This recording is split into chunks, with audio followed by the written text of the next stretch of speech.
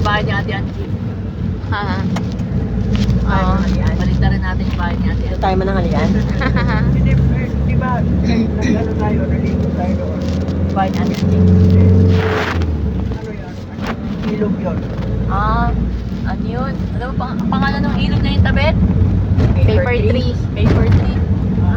Paper tree. Oo, Last year. Saan Ito tayo? ilog niyo. Lawak. Marami ng anong gano'n ngayon. Eh, pupunta sa amin yung ilog. Ayun doon. Dadaan sa alin sa amin. Galing pala yun. Pero doon sa amin, malinis pa siya. Pang papasok ko ng Olongga po, Marami na siya kasi Pag-ibig. nilinis na niya.